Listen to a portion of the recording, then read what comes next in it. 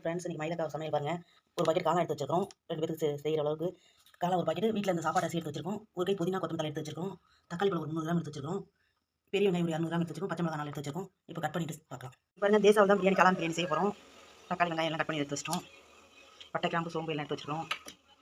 இஞ்சி பூண்டு பாருங்கள் பேஸ்ட் அரைச்சி எடுத்து வந்துட்டோம். பிரியாணி எந்த பிரியாணி செஞ்சாலும் கடலை எண்ணெய் சேர்த்துட்டோம்னா நல்லா வாசமாகவும் டேஸ்ட்டாக இருக்கும். அதுக்காக நாங்கள் கடலை எண்ணெய் சேர்த்துட்டோம். ஒரு 100 கிராம் கடலை எண்ணெய் ஊற்றிட்டோம். நெய் பாருங்கள், இப்போ நெய் கொஞ்சம் இதில் சேர்த்துடலாம். வெங்காயம் பாருங்கள் இந்த பழத்துக்கு வரைஞ்சிச்சு. இப்போ தக்காளி கூட சேர்த்துடலாம். இப்போ தேவையான உப்பு சேர்த்து தக்காளி வரைச்சிக்கலாம். தக்காளி வரைஞ்சிச்சு. இஞ்சி பூண்டு பேஸ்ட்டு சேர்த்துட்டோம். இப்போ கூட காளானையும் சேர்த்துடலாம். தயிர் ஒரு டம்ளர் எடுத்து வச்சிருக்கோம். காளான் வந்து அதையும் சேர்த்தோம். தயிர் சேர்த்துட்டோம். பிரியாணி மசாலா 1 ஸ்பூன், காரத்துக்கு ஏற்ற மாதிரி தனி மிளகாத்தூள் ஒரு 1/2 ஸ்பூன், 1/4 ஸ்பூன் மஞ்சள் தூள் சேர்த்துருக்கோம். இப்போ இதையும் சேர்த்துடலாம். ஒரு டம்ளர் அரிசி 2 டம்ளர் தண்ணி சேர்த்துட்டோம். தண்ணி நல்லா கொதிக்குது. கொத்தமல்லி தலை எல்லாம் தூவிட்டோம். உப்பு காரெல்லாம் பார்த்துட்டோம். இப்போ அரிசி சேர்த்துடலாம். காளான் பிரியாணி பாருங்கள் ரெடி ஆகிடுச்சு. இதை இப்போ தான் போட்டுடலாம். இப்போ வாழை போட்டோம். இப்போ மேலே தண்ணி வச்சிடலாம். பிரியாணி பாருங்கள் சுட சுட ரெடி ஆகிடுச்சு.